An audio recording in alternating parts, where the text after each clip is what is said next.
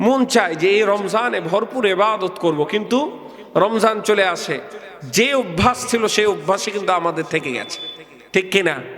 হাজারো এতগুলো রমজান গেল, কতগুলো রমজান, কারো 10টা, কারো 20টা, কারো 30টা, কারো 40টা, কারো 50টা, 60টা, 70টা, 80টা রমজান পার হয়েছে, কিন্তু 80টা রমজান পার হওয়ার পরেও ওই ব্যক্তিটা নিজকে গুনাহ থেকে মুক্ত রাখতে পারেনি, আছে না নাই? অথচ রমজান আসে মানুষকে মাফ করে নেওয়ার জন্য, রমজান আসে মানুষকে ভালো পথে নিয়ে আসার জন্য। তো এই ভালো পথে আসতে পাচ্ছেন না, তার কারণ হচ্ছে অন্তরটা মরে গেছে। আজকে আপনাদেরকে এই অন্তর নিয়ে কথা শোনাবো, কলব নিয়ে কথা শোনাবো। এমন কিছু কিছু কাজ আছে, 10টি পয়েন্ট আপনাদের সামনে আমি কোরআন এবং হাদিস থেকে বের করে নিয়ে এসেছি।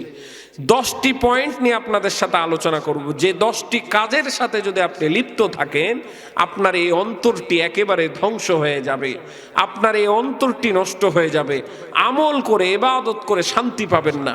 এই 10টি পয়েন্টগুলো শোনা দরকার আছে না নাই? শোনা দরকার আছে না নাই? চলেন আল্লাহ তাবারকা ওয়া তাআলার নামে শুরু করি।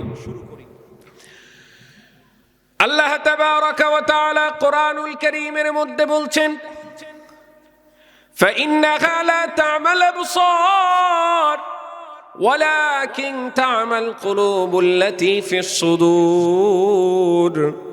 প্রকৃতপক্ষে মানুষের চক্ষু অন্ধ হয় না, অন্ধ হয়ে যায় কলব। খেয়াল করে শুনতে হবে, যখন কেউ দেখতে পাই না আমরা তাকে অন্ধ বলি, কিন্তু আল্লাহ তাকে অন্ধ বলে না।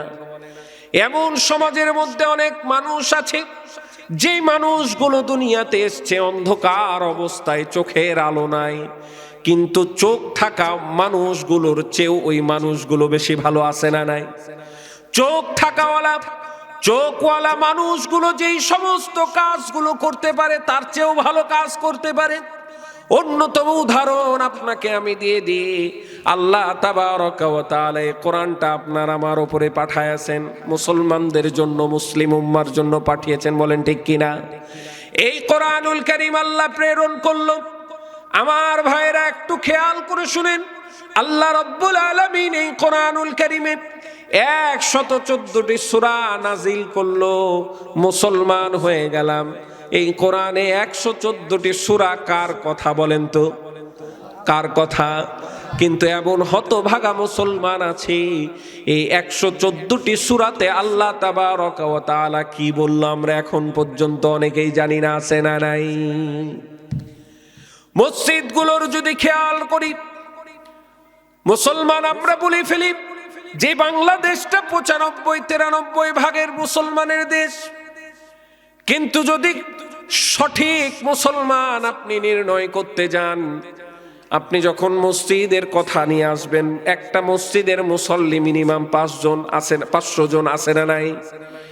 মিনিমাম 500 জন মুসল্লি ওই যে জুমার নামাজে নামাজ পড়তে আসে। এই 500 জনের মধ্যে এখন প্রশ্ন, আপনাদের এই শিরোটলা জামে মসজিদের আন্ডারে হয়তো বা 200-300 মুসল্লি আছে। 200-300 জুমাতে কত লোক হয়? আচ্ছা, 150-200 লোক হয়।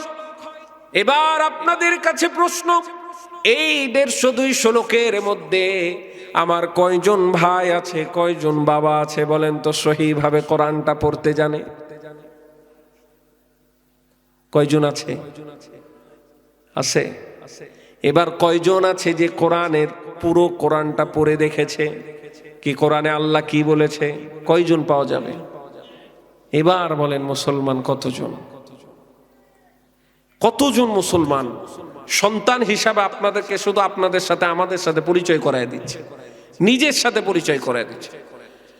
নিজকে মুসলমান করে দাবি করলাম, কিন্তু যে আল্লাহর রিজিক খাচ্ছি, যে আল্লাহর নিয়ামতের উপরে ভর করে দুনিয়ায় জীবন যাপন করছি, সেই আল্লাহর কিতাব কালামুল্লাহ কোরআনুল মাজিদটা, কোরআনুল কারীমটা একবারও খুলে দেখি নাই। ওই যে গত রমজান গেছে, আবার রমজান আসছে। এখন আপনারা একটু নিজের সাথে নিজকে প্রশ্ন করেন, হাত তুলে, আপনাদেরকে লজ্জা দিব না। বলেন গত একটি বছর থেকে নিয়ে গত রমজান থেকে এই রমজান পর্যন্ত কয়জন এমন আছেন যে প্রতিদিন কোরআনটা খুলে একবার করে দেখেছেন? আছে? খুবই কম। এমন হতভাগা মুসলমান, এমন কপাল পুরা মুসলমান, গত রমজান থেকে এই রমজান পর্যন্ত কোরআনটা হাতে নেয়নি, এরকম মানুষ আছে না নাই? আছে না নাই? তাহলে আল্লাহর কাছে কি জবাব দিব? আল্লাহর কাছে কি জবাব দিব? আল্লাহ এই কোরআনটা পাঠিয়েছে, দুনিয়ার সব পড়া পড়ে শেষ করে দিলাম, শুধু কোরআনটা পড়তে পারলাম না। কিন্তু অনেক অন্ধ আছে না যে কোরআন তেলাওয়াত করতে পারে? তাহলে ওই চক্ষু ওয়ালা মানুষের চেয়ে অন্ধ ভালো না খারাপ? উত্তম না খারাপ বলেন তো? এই জন্য আল্লাহ রাব্বুল আলামিন বলছে, ফাইন্নাহা লা তা'মাল আবসার ওয়ালাকিন তা'মাল কুলুবুল্লাতী ফিস সুদূর। প্রকৃতপক্ষে মানুষের চক্ষু অন্ধ হয় না, অন্ধ হয়ে যায় কলব। যার কলবটা অন্ধ হয়ে গেছে, নষ্ট হয়ে গেছে, ওই কোনোদিন চাইবে না, ওর মনটা চাইবে না যে একটু কোরআনটা খুলে দেখে আল্লাহ আমার মালিক কি বলেছে। যার কলবটা ধ্বংস হয়ে গেছে, সে কোরআন পড়া শিখতে চাইবে না। কত জায়গায় রমজান মাস আছে, ফ্রি কোরআন শিক্ষার ব্যবস্থা আছে না নাই? হয় কি হয় না? ফ্রি কোরআন শিক্ষার ব্যবস্থা রয়েছে। আর কোরআন শিক্ষাটাও যদি কেউ 2-3 মাস ধরে শিখে, কোরআনটা পড়া শিখে যাবে। আল্লাহ রাব্বুল আলামিন বলছে, ওয়ালাকাদ ইয়াসসারনাল কুরআন লিযিকরি ফাহাল মিন মুদ্দাকির। আল্লাহ তাবারাকা ওয়া তাআলা কোরআনটাকে সহজ ভাষায় নাজিল করলো, তার কারণ হচ্ছে বান্দারা যেন আল্লাহর নামের জিকির করতে পারে। বলেন না সুবহানাল্লাহ। কোরআনটা এত সহজ ভাষায় আল্লাহ নাজিল করেছে, এত সহজ ভাষায় নাজিল করেছে। এই কোরআনটা সাজা আছে মাত্র 29টা হরফ দিয়ে। আরবি হরফ কয়টা? আওয়াজ দিয়ে বলেন কয়টা? আরবি হরফ 29টা। কত সহজ ভাষায়, একটু শুধুমাত্র আপনাদেরকে আমি বুঝানোর জন্য বলি যে আল্লাহ তাবারাকা ওয়া তাআলা বলছে যে আমি কোরআনকে সহজ ভাষায় নাজিল করলাম। মিলায়ে দিই, আরবি ভাষা হচ্ছে 29টা, আরবি অক্ষর হচ্ছে 29টা, আর বাংলা বর্ণমালা হচ্ছে 50টা। কয়টা? 50টা। এই আরবি এবং বাংলা বর্ণমালাগুলো দেখেন, আরবি মাত্র 29টা, তার ডাবল হচ্ছে বাংলা। ঠিক কিনা?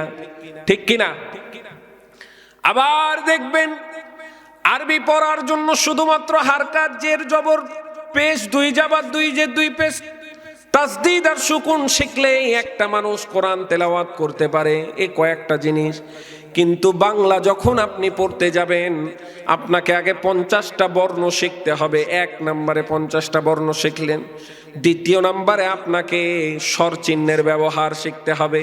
আকার, রস্যিকার, দীর্ঘিকার, রস্যুকার, রিকার, একার, ঐকার, ওকার, ঔকার আছে না নাই? আবার রফালা, জফালা, রেপ আছে না নাই? আপনি এবার যখন বাংলা একটা বর্ণমালা, বাংলার প্রথম বর্ণমালা হচ্ছে স্বর অ। প্রথম বর্ণমালা কি? স্বর অটা যখন লিখতে যাবেন, একটা দাগ লাগবে, 2টা দাগ গোল দিতে হবে, 2টা দাগ, 3টা দাগ, 4টা দাগ, 4টা দাগ, 5টা দাগ দিয়ে আপনি স্বর অ লিখলেন। কিন্তু আল্লাহ এই আরবি ভাষাকে এমন সহজ করে দিয়েছে, উপর থেকে একটা দাগ দিয়ে দিলেন। বলেন তো এই হরফের নাম কি হলো? বলেন তো কি হলো? আলিফ। এইবার লম্বা দাগ দিয়ে নিচে একটা নোক্তা দিলেন, এই হরফের নাম কি? উপরে 2টা নোক্তা দিয়ে দিলেন, এই হরফের নাম কি? 3টা নোক্তা দিয়ে দিলেন, এই হরফের নাম কি? এত সহজ ভাষা আল্লাহ রাব্বুল আলামিন কোরআনুল কারীম নাজিল করলো। কিন্তু কপাল পুরা মুসলমান এই কোরআনটা পড়ার চেষ্টা করলো না, বুঝার চেষ্টা করলো না। এই হচ্ছে মুসলমানের অবস্থা। বলেন ঠিক কিনা? আর এই মুসলমান নিয়ে শরিয়া কায়েম করার আমরা স্বপ্ন দেখি। এত কি সহজ? এত কি সহজ? ঈমান কি আসলে আছে আমাদের? বলেন, ঈমান কি আছে? নামাজ ছেড়ে দিয়ে এটাকে গুনাহ মনে করি না আমরা, আছে না নাই? নামাজ পড়ছি না, অথচ নামাজ ত্যাগ করা হচ্ছে কবিরা গুনাহ। কবিরা গুনাহ মানে কি? গুনার মধ্যে সবচেয়ে বড় গুনাহ কবিরা গুনাহ। কেউ যদি আত্মহত্যা করে, কেউ যদি সুসাইড করে, আমরা বলি সে কোনোদিন জান্নাত পাবে না। অনেকে বলি না? বলি না? কেন? আল্লাহর হুকুম অমান্য করে সে কবিরা গুনাহ করেছে। তাহলে প্রতিদিন 5 বার করে অনেক মানুষ, কত মানুষ, আপনি আমি 5 বার করে নামাজ ত্যাগ করে কবিরা গুনাহ করছি। ওই ব্যক্তি যদি আত্মহত্যা করে জান্নাত না পায়, আপনি নামাজ না পড়ে কেমন করে জান্নাত পাবেন? বলেন, কেমন করে জান্নাত পাবেন? ভাবেন, শুধুমাত্র ভাবেন, চিন্তা করেন। কলব নষ্ট হয়ে গেছে। মিশকাতের 5ম খণ্ডের মধ্যে রাসূল সাল্লাল্লাহু আলাইহি ওয়াসাল্লাম বলছেন, এই যে আমাদের পুরো দেহটা আছে, চোখ কান নাক মুখ গলা দিয়ে যে দেহটা সাজা আছে, এই দেহর মধ্যে একটি অঙ্গ আছে যেটা হচ্ছে পুরো দেহর বাদশা বলা হয়, সেই জায়গাটা হচ্ছে কলব। যে মানুষের কলব ভালো হয়ে যাবে, হৃদয়টা ভালো হয়ে যাবে, এই মানুষ মহামানুষ হয়ে যাবে, এই মানুষ প্রকৃতপক্ষে মানুষ হয়ে যাবে। আর একটা মানুষ দেখতে সুন্দর কিন্তু কলবটা নোংরা যদি হয়ে যায়, সমাজের মধ্যে সবচেয়ে জঘন্যতম সেই মানুষের রূপান্তর হবে। বলেন ঠিক কিনা? শুধু মানুষ না, চতুষ্পদ জন্তুর চেয়েও খারাপ হয়ে যাবে। কলব যার ভালো, হৃদয় যার ভালো, সব কিছু ভালো। হৃদয় যার খারাপ, সব কিছু খারাপ। আছে না নাই? এই কলবের বিষয়ে 10টি পয়েন্ট আপনাদের সামনে আমি আলোচনা করব ছোট্ট সময়ে। ও বাবারা, একটু খেয়াল করে শুনেন। 1 নম্বরে, ওই সমস্ত মানুষদের কলবকে আল্লাহ তাআলা নষ্ট করে দেয় যে আল্লাহ তাবারকা ওয়া তাআলার ডাকে গাফেল, যে আল্লাহ রব্বুল আলামিনের স্মরণ থেকে উদাসীন হয়ে গেছে। আল্লাহ রব্বুল আলামিন তার কলবটাকে একেবারে নষ্ট করে দেয়। প্রতিদিন 5 বার করে আজান হয়, প্রতিদিন 5 বার করে আল্লাহ তাবারকা ওয়া তাআলাকে সিজদা দেওয়ার জন্য আহ্বান করা হয়। প্রতিদিন মুয়াজ্জিন সাহেব শীতের রাত্রিতে যেই সময় আপনি গরম কাপড় থেকে বের হতে চান না, ওই সময় মুয়াজ্জিন সাহেব হাইয়া আলাস সালাহ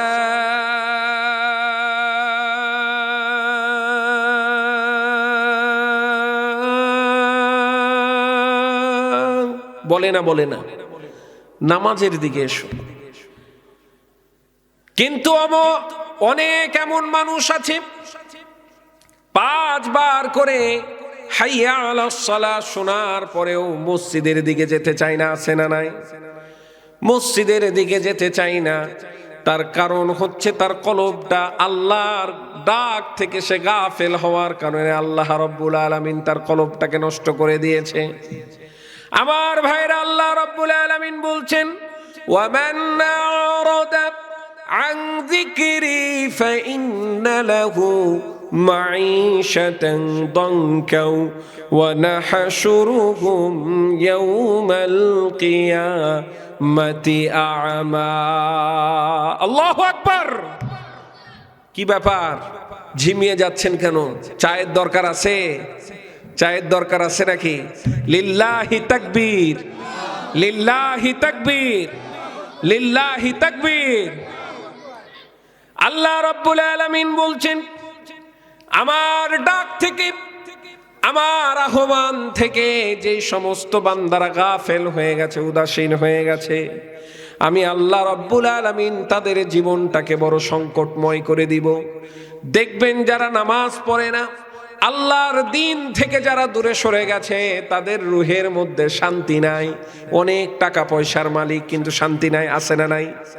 কিন্তু আবার দেখবেন যেই মানুষগুলো প্রতিদিন আল্লাহর কাছে তার মাথাটা মস্তকটা নত করে দেয়, রাত্রিবেলাতে এশার নামাজ পড়ে এসে 2টা খাবার খেয়ে বিছানায় ঘুমার সাথে সাথে বিছানায় যখনই শরীরটা বিছায়া দিল, সঙ্গে সঙ্গে ঘুম চলে আসে।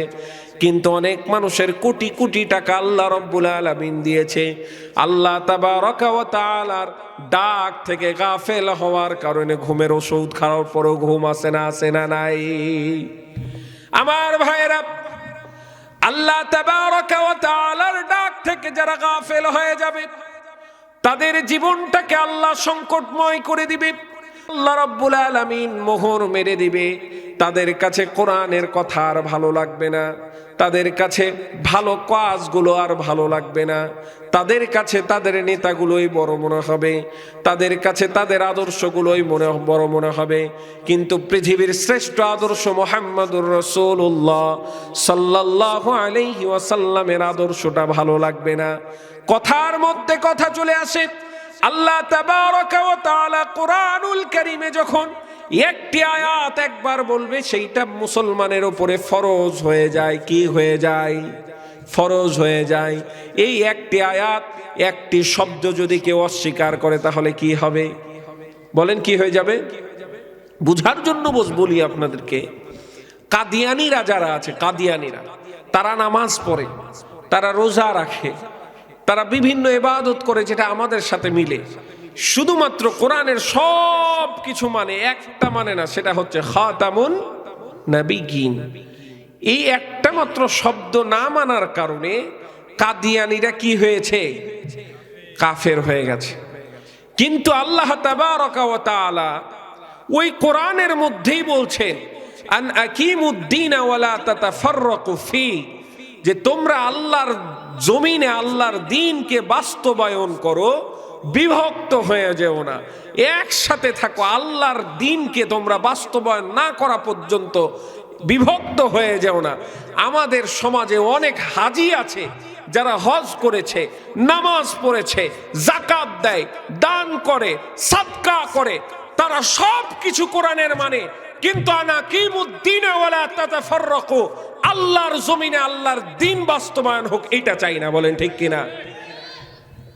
তাহলে তারা কি হবে বলেন? এটা কি হুজুরের কথা? কার কথা? কার কথা? কাদিয়ানীরা একটা শব্দ না মানার কারণে তার কাফের হয়ে গেছে।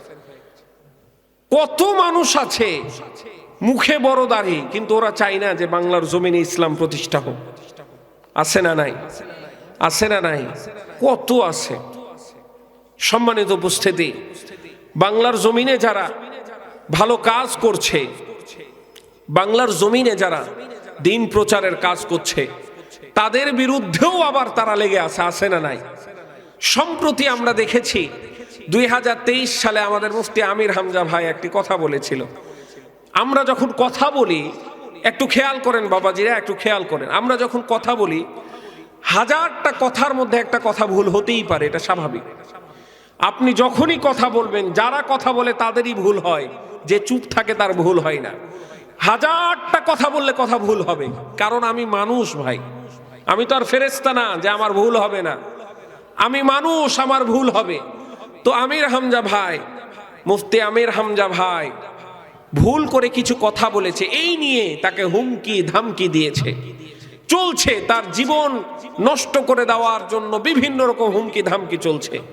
আমাদের বাংলাদেশের প্রেক্ষাপটে এমন একটা জঘন্যতম অভ্যাস, আমাদের রাজনীতিটা এত নোংরা একটা রাজনীতি যে আমরা কোরআন, রাজনীতির ওপরে হচ্ছে কোরআন, ঠিক কিনা? আপনার দলের ওপরে কোরআন আছে না নাই?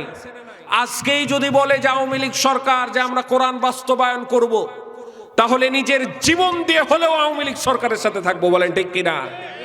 আজকে যদি বিএনপি বলে যে আমরা কোরআন বাস্তবায়ন করব, আল্লাহর জমিনে আল্লাহর দ্বীন বাস্তবায়ন করব, নিজের জীবনের সমস্ত রক্ত দিয়ে, নিজের দেহর রক্তের বিনিময়ে হলেও আমরা তাদের সাথে আছি। বলেন ঠিক কিনা? যেই বলবে আল্লাহর জমিনে আল্লাহর দ্বীন কায়েম করব, মুসলমানের দায়িত্ব হচ্ছে তাদের সাথে সমস্ত কিছু নিয়ে ঝাঁপিয়ে পড়া। বলেন ঠিক কিনা? কিন্তু দেখা যায় আমরা তাদের কাজগুলোতে বাধা দিই। তার অন্যতম কারণ হচ্ছে আমাদের অন্তরটা মরে গেছে, সত্য মিথ্যা আমরা ধরতে পারছি না।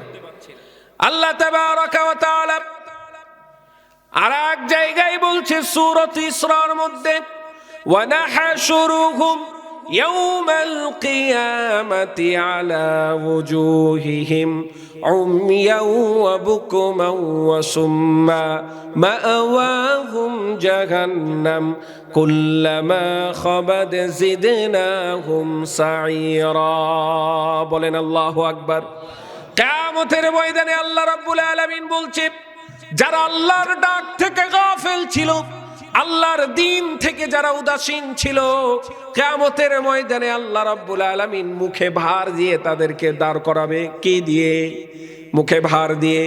এই আয়াতে কারিমা যখন আল্লাহর রাসূল তেলাওয়াত করেন, আনাস ইবনে মালিক, মুসলিমের বর্ণনায় এসেছে হযরত আনাস ইবনে মালিক বলছে, ইয়া রাসূলুল্লাহ, মানুষ তো পা দিয়ে চলাচল করে, মুখে ভার দিয়ে কিভাবে চলাচল করবে? আনাসকে বলছে, ও আনাস, আল্লাহ রাসূলের জালিলুল কদর সাহাবী আনাসকে বলছে, ও আনাস, যে আল্লাহ পায়ের উপরে ভর দিয়ে হাঁটার ক্ষমতা মানুষকে দিয়েছে, কিয়ামতের ময়দানে সেই আল্লাহ তাবারাকা ওয়া তাআলা মুখের উপরে ভর করে হাঁটার শক্তি দিবে। বলেন ঠিক কিনা? আল্লাহর দিন থেকে যারা গাফেল ছিল, আল্লাহ রাব্বুল আলামিন তাদেরকে মুখে ভার দেওয়া অবস্থায় নিয়ে আসবে। শুধু তাই নয়, তাদেরকে আল্লাহ রাব্বুল আলামিন বধির করে উঠাবে, শুনতে পাবে না, ঠসা করে উঠাবে। শুধু তাই নয়, তাদেরকে আল্লাহ রাব্বুল আলামিন অন্ধ অবস্থায় উঠাবে। শুধু তাই নয়, তাদেরকে আল্লাহ রাব্বুল আলামিন বোবা অবস্থায় উঠাবে। আল্লাহ তাবারাকা ওয়া তাআলা বলছে, কুল্লামা খাবাত জিদনাহুম সাইরা। শুধু তাই নয়, এতটুকু নয়, আল্লাহ তাবারাকা ওয়া তাআলার জাহান্নামে তারা স্থায়ীভাবে বসবাস করবে। আমার ভাইয়েরা, মানুষ যখন অন্ধ অবস্থায় উঠবে কিয়ামতের ময়দানে, গভীর মনোযোগ আমার বাবাজিরা, কিয়ামতের ময়দানে যখন তারা অন্ধ অবস্থায় উঠবে, আল্লাহ তাবারাকা ওয়া তাআলাকে জিজ্ঞাসা করবে, রব্বি লিমা হাশারতানি আ'মা ওয়া ক্বাদ কুনতা বাসীরা। আল্লাহকে বলবে, ওগো আল্লাহ, দুনিয়াতে আমার চোখ ছিল, দুনিয়াতে আমি দেখতে পেতাম, দুনিয়াতে আমি নাজ নিয়ামত গুলো দেখতে পেয়েছি, কিন্তু আজকে আপনি যখন আমাকে কিয়ামতের ময়দানে উঠাছেন, মালিক, আজকে কেন যেন আমি দেখতে পাচ্ছি না, কেন যেন আমার চোখ দিয়ে কিছু দেখছে না, চোখের সামনে অন্ধকার হয়ে গেছে। ওগো আল্লাহ, এই অবস্থা কেন হলো? আল্লাহ রাব্বুল আলামিন সেই দিন জবাবে দিবে, কাযা লিকা আতাতকা আয়াতুনা ফানাসিতাহা ওয়া কাযালিকাল ইয়াউমা তুনসা। আল্লাহু আকবার। আল্লাহ তাবারাকা ওয়া তাআলা বলবে, আমার বান্দা, কিয়ামতের ময়দানে মুসিবতের সময় তুমি আজকে আমাকে যেইভাবে ডাকছো, তুমি খেয়াল করো সেই সময়ের কথা, যেই সময় তোমাকে চকঝোরু এই যে শিরোটলা মসজিদের উন্নতি কল্পে মাহফিলে হুজুররা তোমাকে বারবার করে সতর্ক করে গেছে।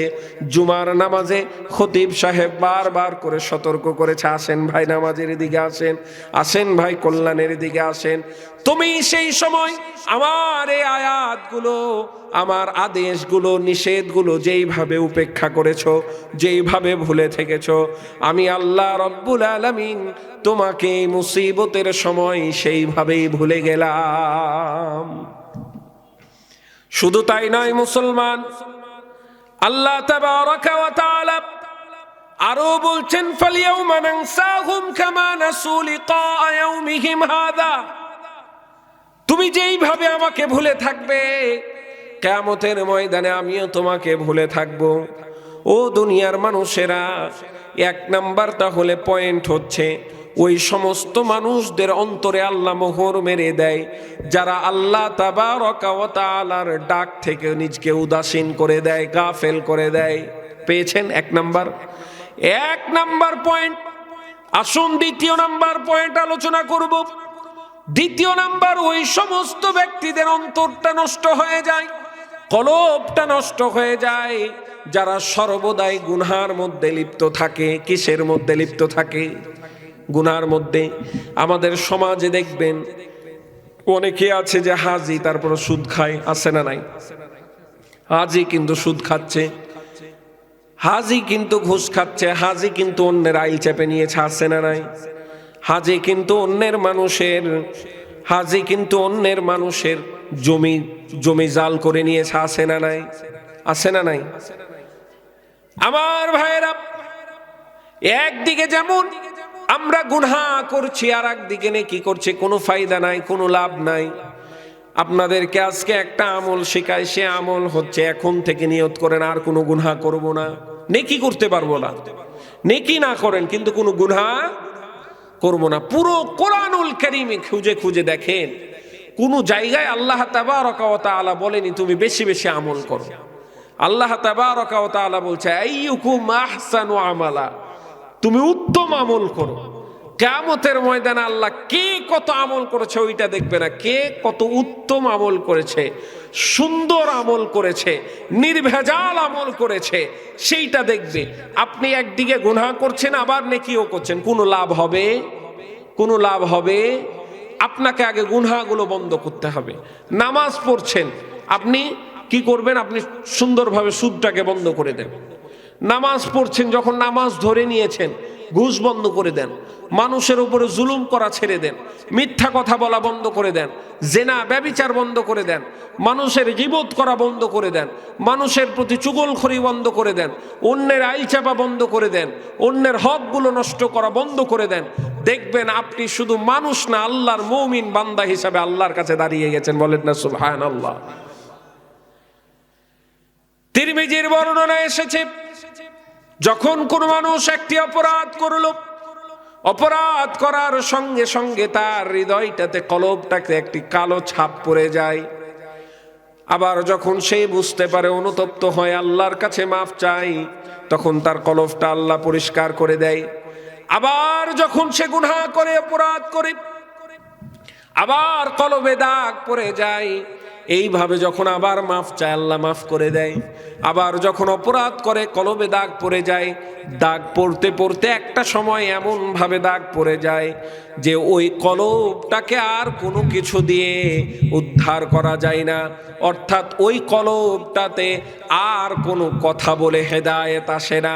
আল্লাহ তাবারকা ওয়া তাআলা বলছে وَنَطْبَعُ عَلَى قُلُوبِهِمْ فَهُمْ لَا يَسْمَعُونَ। আল্লাহু আকবার। চিৎকার মেরে বলেন আল্লাহু আকবার। আল্লাহ তাবারকা ওয়া তাআলা বলছেন وَنَطْبَعُ عَلَى قُلُوبِهِمْ فَهُمْ لَا يَسْمَعُونَ।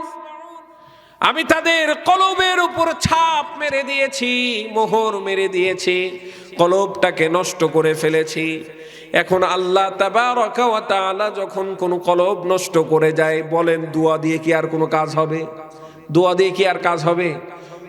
তৃতীয় নাম্বার, ওই সমস্ত ব্যক্তিদের কলব নষ্ট হয়ে যায়। খুব খেয়াল করেন, এক নাম্বার তাহলে যারা আল্লাহর দিন থেকে উদাসীন হয়ে যায় তাদের কলব নষ্ট হয়।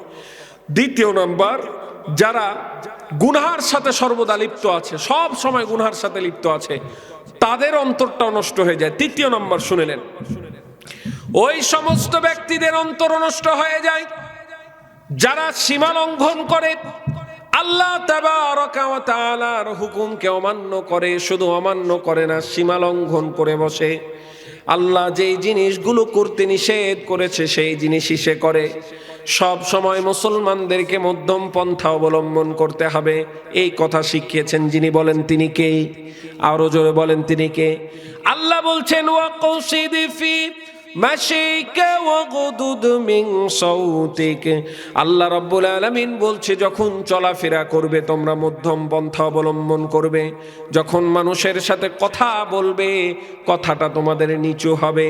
আল্লাহ শুধু তাই বলেনি, আরো বলছেন فبما نقضهم ميثاقهم لعناهم وجعلنا قلوبهم قاسية।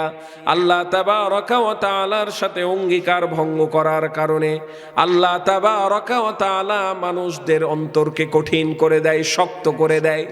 আল্লাহর সাথে যে ওয়াদা করা আছে, আল্লাহ আপনাদেরকে আমাদেরকে জিজ্ঞাসা করেছিল আলাস্তু বিরাব্বিকুম, আমি কি তোমার রব নই? সেই দিন বান্দারা বলেছিল ক্বালু বালা, হ্যাঁ আপনি আমাদের রব, শাহিদিনা সাক্ষ্য দিলাম। আল্লাহর সাথে ওয়াদা করার পরে সে আল্লাহর সাথে করা অঙ্গীকারগুলো ভেঙে দিই। যে আল্লাহ রাব্বুল আলামিন আমাদেরকে হায়াত দিয়েছে, রিজিক দিয়েছে, যে আল্লাহর নিয়ামতের শুকরিয়া আদায় করে শেষ করতে পারবো না, সে আল্লাহর ওয়াদাগুলো প্রতিদিন আমরা ভঙ্গ করছি। আছে না নাই? আছে না নাই? এই যে করোনার সময় দেখেছেন শ্বাস প্রশ্বাস নিচ্ছে, শ্বাস প্রশ্বাসটা নেওয়াটা খুবই স্বাভাবিক বিষয় মনে হচ্ছে, খুবই স্বাভাবিক মনে হয় না? শ্বাস প্রশ্বাসটা নেওয়া খুব স্বাভাবিক মনে হয়, কিন্তু করোনার সময় দেখেছেন অক্সিজেন নেওয়ার জন্য মানুষ এই জায়গা থেকে আর এক জায়গা ছুটাছুটি করে, টাকার উপরে টাকা দিয়ে সিলিন্ডার কিনে শুধুমাত্র অক্সিজেন নেওয়ার কারণে।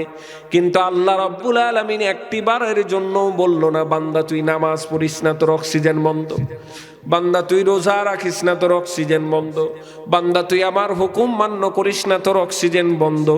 এত নিয়ামত দেওয়ার পরেও সেই আল্লাহর সাথে আমরা সীমালঙ্ঘন করি কি করি না?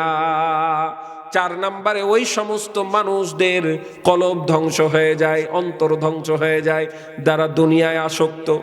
দুনিয়ায় আসক্ত দেখেন আল্লাহ বলছেন রিজালুল্লাহ তুলহিহিম তিজারাতু ওয়ালা বাইউন আন যিকিরিল্লাহ। বলেন না আল্লাহু আকবার। আল্লাহ রাব্বুল আলামিন বলছে ওই সমস্ত ব্যবসায়ীরা তো সফল যাদের ক্রয় বিক্রয় ব্যবসা বাণিজ্য আল্লাহ তাবারাকা ওয়া তাআলার জিকির থেকে তাদেরকে গাফেল করে না। যারা দোকানদার ভাইরা আছেন, এইটা তো আল্লাহ রাব্বুল আলামিন পরীক্ষা করবেন আপনাকে। সারাদিন কাস্টমার নাই, যেমনই দোকানটা লাগায়া দিয়ে আপনি নামাজের দিকে যাওয়ার জন্য প্রস্তুত রাখবেন, ওই সময় কাস্টমার এসে হাজির হয়ে যায়। আসে না নাই? আসে না নাই? ওই সময়টাতে রিজিকের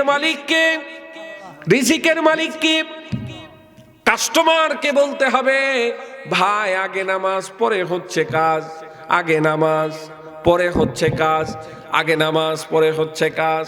কাস্টমারকে ছেড়ে দেন, আপনার রিজিকে যিনি ভরপুর বরকত দিয়ে দিবেন বলেন তো তিনি কে? আরেকটা হচ্ছে ওই সমস্ত মানুষরা যারা দুনিয়া আসক্তি হওয়ার অন্যতম একটা ডিভাইস হচ্ছে এই মোবাইল, ঠিক কিনা? আজকে যুবকদের কখন সকাল হয় কখন রাত হয় কিছু বোঝা যায় না। আজকে ঘরের মেয়েরা বিভিন্ন জায়গায় যে ধর্ণা দেয় বিয়ের জন্য, আসে না নাই? কিসের বদৌলতে বলেন তো? মোবাইলের বদৌলতে। চলে গেছে কোন জায়গা থেকে? শুধু কি দেশের বাংলাদেশের ছেলেদের যে এত পাওয়ার আল্লাহ তাআলাই ভালো জানে। চীন থেকে নাকি চলে আসে বিয়ের দাবিতে, আমেরিকা থেকে চলে আসে, লন্ডন থেকে চলে আসে, পৃথিবীর আর কোনো দেশের আসে কি আসে না জানি না, সমস্ত পৃথিবীর সমস্ত দেশের মহিলারা শুধুমাত্র বাংলাদেশে আসে। কিসের বদৌলতে বলেন তো? মোবাইলের বদৌলতে। এই হচ্ছে আসামি, প্রধান আসামি। শুধু তাই নয়, আমাদের সন্তানরা দেখবেন, আমাদের অনেক মা বোনরা আছেন, মা বোনরা দুঃখ নেবেন না, যেটা সত্য সেটা বলি, অনেক মা বোনরা আছে খুবই পর্দা করছে, পর্দাশীল মা। আবার দেখবেন সারা পৃথিবীর সাথে ওর পরিচয় আছে, মানে টিকটকে সে হচ্ছে একবারে ভাইরাল, আছে না নাই? টিকটকে ভাইরাল হয়ে গেছে, শেষ হয়ে গেছে। শুধু তাই নয়, এই মোবাইল এই দুনিয়া, এটা হচ্ছে দুনিয়া।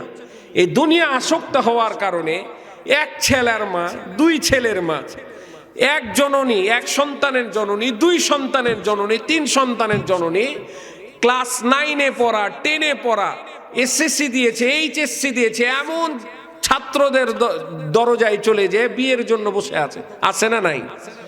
আর এইটা হয়েছে, এই ঘটনাগুলো বোধহয় বাংলাদেশে সবচেয়ে বেশি চাপায়ে হয়, সবচেয়ে বেশি চাপায়। মোবাইল খুললেই দেখি বিয়ের জন্য, বিয়ের দাবিতে, কোরিয়ান যুবকের বাড়িতে বিয়ের দাবিতে এসে বসে আছে। কে? 2 সন্তানের মা। সব ঘটনা দেখছি এই অবস্থা। শিবগঞ্জের দিকে প্রতিদিন এই ঘটনা ঘটছে। কিসের কারণে বলেন তো? মোবাইলের কারণে। যারা আমার অভিভাবক আছেন, আপনারা সাবধান হয়ে যান। সন্ততিকে খুবই খেয়াল রাখতে হবে। আল্লাহ তাবারকা ওয়া তাআলা পুরুষদের, আমি সবসময় একটা কথা বলে থাকি, নারীদেরকে সবসময় অধীন করেছে পুরুষদের, এটার মধ্যে কল্যাণ আছে। এ ফয়সালা কার? একটা নারী যখন, কন্যা যখন আসবে তখন সে বাবা মার অধীনে, কিছুদিন বড় হবে দেখবেন ভাইদের অধীনে হয়ে গেছে, কিছুদিন যা পরে যাবে বিবাহ দিবেন স্বামীর অধীনে, কিছুদিন পরে দেখবেন সন্তানদের অধীনে, সারা জীবনটা তার অধীনে চলে যায়। কিন্তু বর্তমানে পশ্চিমাদের কুচক্রান্ত কিছু মহাল আছে, শাহবাগীদের মতো উলঙ্গ কিছু মহিলা আছে, তারা এই যারা অধীনে থাকে এটাকে স্বাধীনতা হরণ বলে বলে ওই সমস্ত মা বোনদেরকে রাস্তাতে বের করার একটা নোংরা পায়তারা শুরু করেছে, বলেন ঠিক কিনা? এ অধীনে থাকার মধ্যে কত কল্যাণ আছে দেখায়। আপনি যখন আপনার স্বামীর অধীনে থাকবেন না, ওই মেয়েটা যে স্বামীর অধীনে থাকে না, ওই মেয়েটা কি আর ভালো থাকে? ভালো থাকে? সমাজ তাকে নষ্ট করার জন্য ব্যস্ত হয়ে আছে। আপনি যখন আপনার বাবার সাথে থাকবেন না, বাবার অধীনে নিজেই যখন একা 100 হয়ে যাবেন, তখন দেখবেন আপনি নষ্ট হয়ে গেছেন। এই সমাজ আপনাকে, আমাদের এই নষ্ট সমাজ আপনাকে খাওয়ার জন্য বসে আছে। ঘুণে ধরা সমাজ আপনাকে শেষ করে ফেলবে। এই জন্য আমার কলিজার টুকরা মা বোনেরা, সব সময় পর্দার সাথে থাকতে হবে, মা বাবার অধীনে থাকতে হবে, স্বামীর অধীনে থাকতে হবে। আল্লাহ তাবারক ওয়া তাআলা বলছে, আল্লাহর পরে কাউকে সেজদা দেওয়ার হুকুম দিলে আল্লাহ স্বামীর পায়ে সেজদা দেওয়ার কথা বলেছে। এই স্বামীর আনুগত্য হতে হবে, তাহলেই দেখবেন আপনাদের জন্য যিনি জান্নাত রেডি করবেন তিনি কে? জান্নাত রেডি করবেন তিনি কে? এখন তো আবার প্রশ্ন আসে, মজার মজার কিছু প্রশ্ন। হুজুর, ছেলেদের জন্য তো জান্নাতে হুর আছে, ছেলেদের জন্য হুর আছে, মেয়েদের জন্য কি আছে? এরকম প্রশ্ন আসে না নাই? আসে না নাই? মেয়েদের জন্য তার স্বামী যথেষ্ট হবে। সম্মানিত উপস্থিতি, সম্মানিত উপস্থিতি, আপনাদের এই মসজিদটি শিরোটালা, এই মসজিদটি কার বলেন তো? মসজিদটি কার? আল্লাহর। এই মসজিদের দেখাশোনার দায়িত্ব কাদের? আপনাদের। কাদের? বাইরে থেকে কেউ আসবে না। ছোট্ট থেকে আপনারা এই মসজিদটিকে সুন্দর করেছে। ছোট থেকে আস্তে আস্তে আস্তে আস্তে করতে করতে মসজিদটি সুন্দর হয়েছে। আজকে দেখেন, যারা মসজিদের জায়গা দিয়েছিল, এই মসজিদটি যারা নির্মাণ করেছিল, আজকে অনেকেই কবরে আছে না নাই? দেখেন, আপনি আমি ওই মসজিদে সালাত আদায় করি, নামাজ পড়ি, তাদের আমল নামায় সওয়াব আছে না নাই? দুনিয়াতে জমিদার ছিল, টাকাওয়ালা ছিল, একটি টাকাও তারা নিয়ে যেতে পারেনি, কিন্তু আল্লাহর ঘরের মসজিদের হয়তো একটা ফ্যান লাগায় দিয়েছিল, হয়তো কিছু জায়গা কিনে দিয়েছিল, হয়তো কোনো টাকা দান করেছিল, হয়তো 5 বস্তা সিমেন্ট দিয়েছিল, হয়তো বালু দিয়েছিল, হয়তো রড দিয়েছিল। এই দাওয়ার বদৌলতে তার সাদকায়ে জারিয়া দুনিয়ার চালু ব্যাংক আছে না নাই? আছে না নাই? আজকে আমরা যারা বসে আছি, কেউ কি স্থায়ী এখানে? কেউ বলতে পারবেন বুকে হাত দিয়ে যে স্থায়ী? কেউ বলতে পারবে না। কারো ক্ষমতা নাই, কারো ক্ষমতা নাই বুকে হাত দিয়ে স্থায়ী কেউ আছে কি নাই কেউ বলতে পারবে না। এখন এই জায়গা থেকে যেহেতু আমরা স্থায়ী না, স্থায়ী যেইখানে থাকবো সেই জায়গায় থাকার জন্য কিছু ব্যবস্থা করা দরকার আছে না নাই? কিছু দরকার আছে না নাই? এই জন্য আপনাদের মসজিদে বেশি বেশি আপনাদেরকে দান করতে হবে।